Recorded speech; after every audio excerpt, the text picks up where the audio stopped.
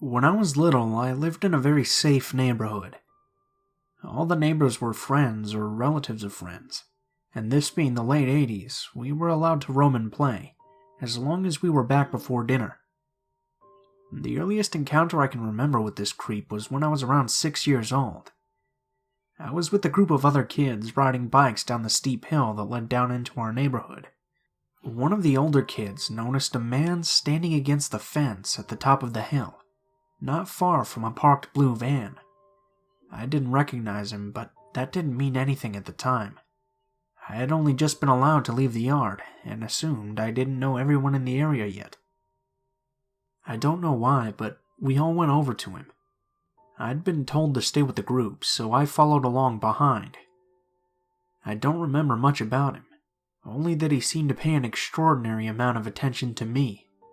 Even after the other kids wandered off to continue riding their bikes, he kept trying to talk to me. I remember very clearly how, when he asked my age and I told him, he smiled and said I looked much older, at least 12 or 13.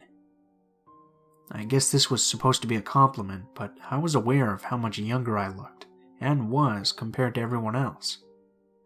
I didn't have a bike because I was too small to reach the pedals, and I even had pigtails with ribbons in them. I don't know if he creeped me out exactly, but I quickly excused myself and rejoined the group. I think I felt more insulted than anything, like he was making fun of me by pointing out that I didn't really belong with the group of mostly teenagers. Eventually, I went home and didn't tell my parents about the man. In my mind, he was an adult, and I wasn't allowed to question adults. Stranger danger was never much of a thing in my family. Skip ahead 3 years. It was Christmas. I was 9 years old and I'd finally been given my very own bike. It wasn't a little kid's bike either. I was so proud of it that I had to go try it out, despite the cold weather. Of course, my parents allowed it. I headed out to the hill all alone, because it was Christmas and no one was going to come play on Christmas morning. I had spent about 20 minutes rocketing down the hill on my cherry red bicycle and wiped out once, skinning my palms, when I started to notice a blue van driving by slowly and repeatedly. I didn't remember the previous encounter with a man in a blue van. Like for any 6-year-old, it had been completely inconsequential at the time, so I quickly forgot. This van drove down the road, past the drive into the neighborhood at least 3 times, and I had this strange feeling, like a tingling down my spine as if someone were watching me. I'd never had this feeling before in my life, and the only way I can describe it is that it's a visceral, primitive warning that you're now the prey to something very dangerous. Luckily, I kept my cool. I kept riding and watched that same van drive slowly by, back and forth, at least a dozen times. Finally, when it passed me for the last time and disappeared behind some trees, I booked it down the hill, using gravity and every bit of strength in my legs to build up enough speed to get me all the way to the end of the drive and into my yard without stopping. Quite a feat, since my house was the very last one. I ditched my brand new bike in the grass and ran inside to safety. Again, I didn't tell my parents, half because I felt like I was being silly, and half because my mom was cooking and my dad was watching TV, 2 activities that were never to be interrupted in my house, on threat of spanking. I never saw the blue van again. I didn't find out until I was 29 exactly how lucky I was that day. After my father's death, I helped my mother clear out his house. I found in a box an old answering machine, a bunch of tapes, and a tape player. Knowing the narcissist my father was, I assumed they were a combination of old messages from nearly 3 decades ago, and him singing badly and playing the guitar even worse. I took the whole thing home and listened to the tapes, mostly for nostalgia. I was right, but they weren't just missed calls from friends and family. I wasn't prepared for any of the absolute filth that was on those old answering machine tapes. I'm not one to blush at bad language, and though I may not use some of the words I hear myself, it doesn't bother me when others do. But this made me physically sick, maybe because it was directed at me, at a child me. Entire hour-long tapes were filled with this one man calling repeatedly, saying some polite-sounding variation of, "This is a message for... If you could let her know, I'd appreciate it." Then nothing but graphic, vulgar descriptions of what he planned to do to me, step by step. How he wouldn't hurt me too much, and that he'd make sure to leave me somewhere where my parents could find me when he was done. I don't know if he meant alive or not. He called me his girlfriend, and said how pretty he thought I was. There were long tributes to my blonde hair, and how he planned to keep it after he defiled it, but he'd wash it first. He wasn't dirty like that. All in the most filthy language that you wouldn't even find in porn. The messages stopped abruptly right around when I was 10 years old. After that, it was nothing but the usual missed call messages again. I don't know what happened to the man. He didn't really sound like the kind of person to just give up. Maybe he ended up in jail or dead, but I do know that my dad had a tendency of handling things himself. I know of at least 2 other incidents when someone was bothering my mom or me, and they stopped after he went to have a talk with them. I also, looking back, suspect that my father was a genuine psychopath in a clinical sense. I have discussed it with my mother and she agrees. I destroyed those tapes because I didn't want my mother finding them. If she knew, I'd have no plans to bring it up now. If she didn't, I don't want her to ever know, for her own peace of mind. I kinda wish I hadn't known, though, so I could let you guys hear some of the things he said. But this was years ago, before I discovered Reddit.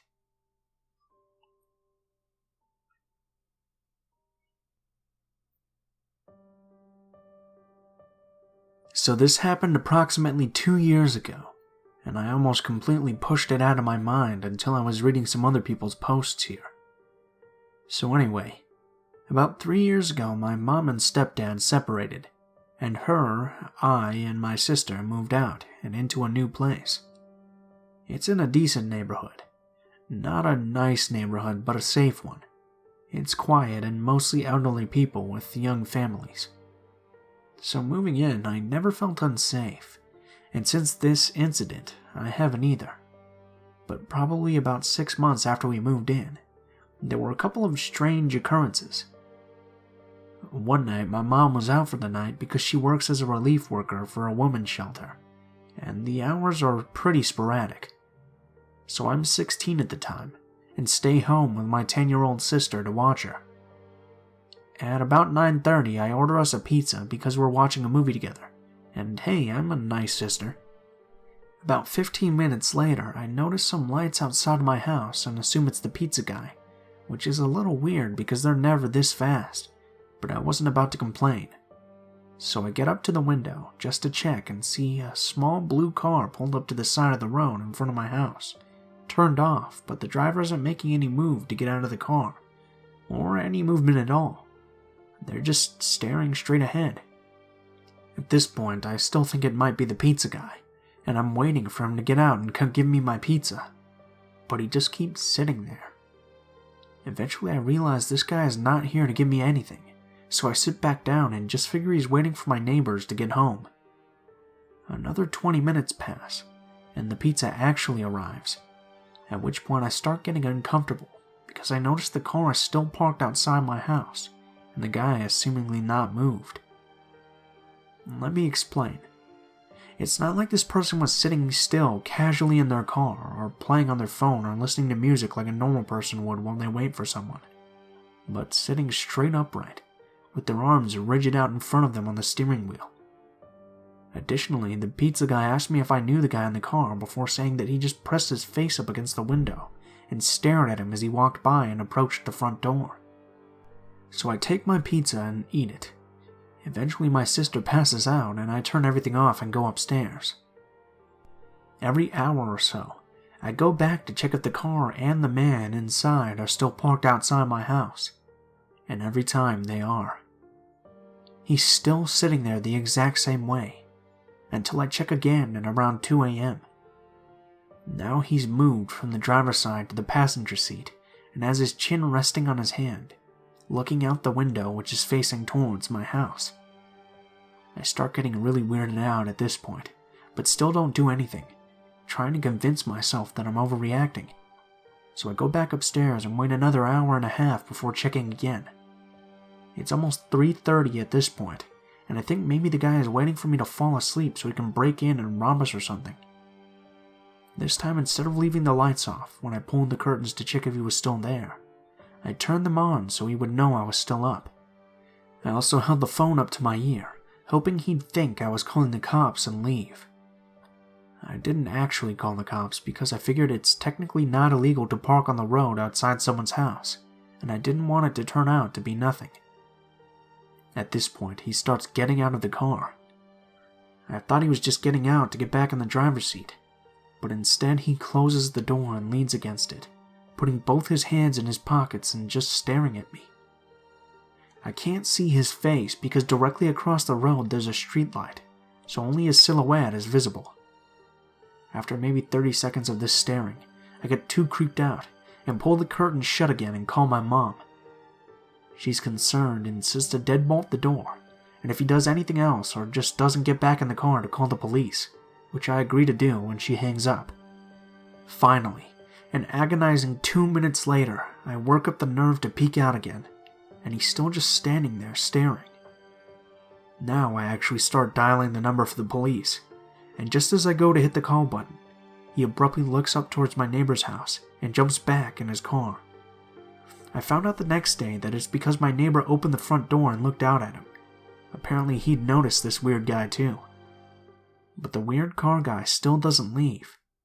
He continues to sit in the car looking towards my house until 6 a.m. I stayed up this entire time because I couldn't sleep.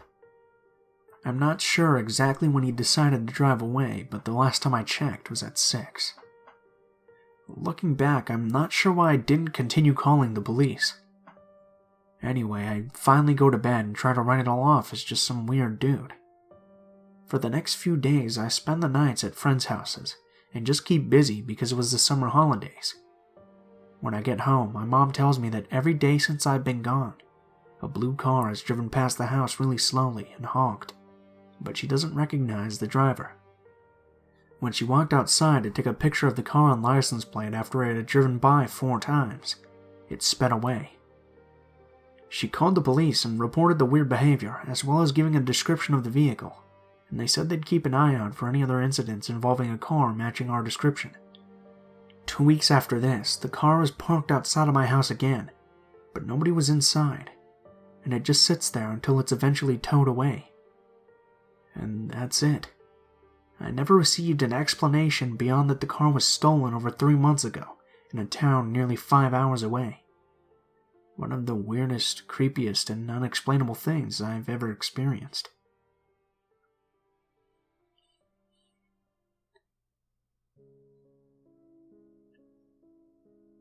And this is a story about a friend and roommate I used to have who I blocked out of my life. I've known him for about 3 years. I have to start from the top to really explain what a sick and mentally ill man he is. I was a bit of a stoner a few years ago. My girlfriend had recently broken up with me, and all I wanted to do was self-medicate to forget her. Me and my cousin were out looking for weed one night. That's how we meet Joey. Joey was 4 years older than the both of us, and he dressed like a typical kid who wanted to be ghetto or gangster looking. He stood 6'5" and weighed 240 pounds. He was a massive hulk of a man. His personality at the time seemed like that of a big friendly dog, a bit dumb but funny and kind nevertheless, so we both let it slide. He was a hardcore stoner, and collected numerous exotic pets like snakes and such, although something was a bit off about how he dressed. He'd match his door rag to his sneakers and t-shirt and pants, which was a bit funny. There's not many gangs in my area, but I would imagine in his all red or all yellow outfits with bandanas on, he'd attract unwanted attention elsewhere. If Joey was anything, he was a storyteller. He had a story about just about everything. Usually it was a subtle or not so subtle brag story. He was definitely loud and a motor mouth. I usually just ignored him when he annoyed me or went home. My cousin had moved back home to work, and I stayed behind. so me and Joey quickly became pretty good friends, as I had no one else besides him and his roommates. Fast forward a few months and Joey appears to be the ladies' man sort of guy. An influx of women always passed through. Oddly enough, they were all usually single mothers or way older than him. I just left it be, but now after knowing him in retrospect, I'd say it's part of his mental illness and how he portrays himself to desperate women. Joey moves away for a few months, but moves home. And he gets a new girlfriend, Tara, in the same week he moved back. Tara's a pretty normal college student, and definitely not his usual overweight single mom type. One thing I learned was Joey portrayed himself as a sort of feminist and knight in shining armor to women, writing them poetry and such. What happened over the next 2 years revealed the dark side of Joey I never thought he had, and what I'm finally glad to be free from. It was absolutely terrifying, and while I chastise myself now for sticking around, I've had many abusive relationships as the victim, and I grew so used to it, unfortunately. I do blame myself a lot for what transpired. Anyways, to continue with the story, I moved with them and another couple. I felt like, why not move in with my best friend? He's a bit annoying sometimes, but everyone has their faults. I'm sure I was annoying to other people at times too. As if some switch flicked on in Joey's very core, he began to become angry and explosive about the slightest things going wrong, always threatening to violently attack other people and bad-mouthing me to his girlfriend and the other roommates. One night I accidentally knocked his weed off his dresser on the floor, and to my surprise he slaps me for it. I'm shocked and I move out a few weeks later. I decide I'm never going back to live with that guy again. I move out and slowly Joey tries to get on my good side again and keeps saying he was abused by his ex-girlfriend when he moved away, and that the other roommates stole from him and his girlfriend Tara, so he was just in a volatile mood after everything went wrong. Being a naive, forgiving type, I accept his apology, and for the next few months we hang out and he's generally okay in small doses. However, a few months later, I had to move back out of my apartment, and I was flat broke, so Joey offers again to give me a place to stay until I get back on my feet. I accept, having nowhere else to go, and they move in all my things for me. It's only a few weeks later, and Joey is worse than he had ever been before. He beats his girlfriend's dog brutally.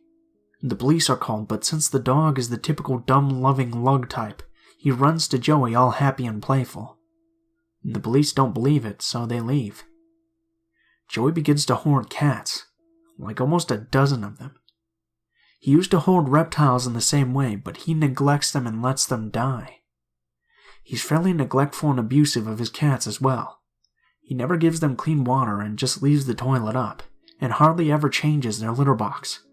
The smell becomes unbearable. Joey starts to break and throw things around the house. I usually lock myself in the room and let it unfold, scared to death with 911 dialed on my cell phone just in case. One day he pushes his girlfriend down to the floor. They make up, so I feel like if I call the police, they'll not believe me.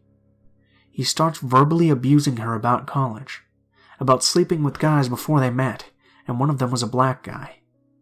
Joey becomes openly racist and calls black people he sees on the street monkeys and acts rude to them. I'm surprised he never got beaten up for it. They break up a few weeks later, and I plan on getting the hell out of there as well, but secretly as I don't want to deal with this bullshit. He explodes one night, and I finally have the balls to say, if you lay one finger on me, I'm calling the police. Leave me the hell alone. He goes back to trying to be a sentimental romantic guy to win her back, but she doesn't want any of it. Eventually he explodes and calls her a dirty whore. He dates a few different girls, but they find out he's just using them for money or marijuana. He puts a lot of weird and desperate statuses on Facebook and writes his poems again. His poems are all about pretty much I loved you and then you left and I want to die. I find a new place, and in the weeks before I moved, that's when I learned something more disturbing about Joey than him just being an abusive asshole. One night he isn't anywhere to be found. Good, I think. Until I get a phone call a few days later at 6 in the morning. Apparently Joey had exposed himself to a 15-year-old girl, even though he was nearing 30, and sent her pictures of his erect cock.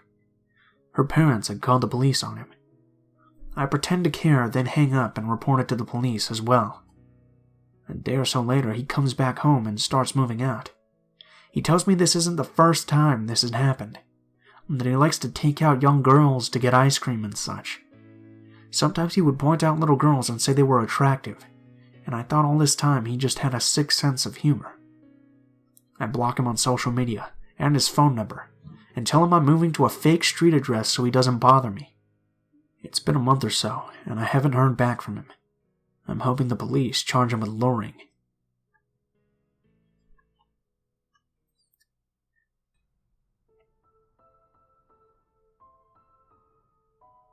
What is up, guys? Blue Spooky here, as always.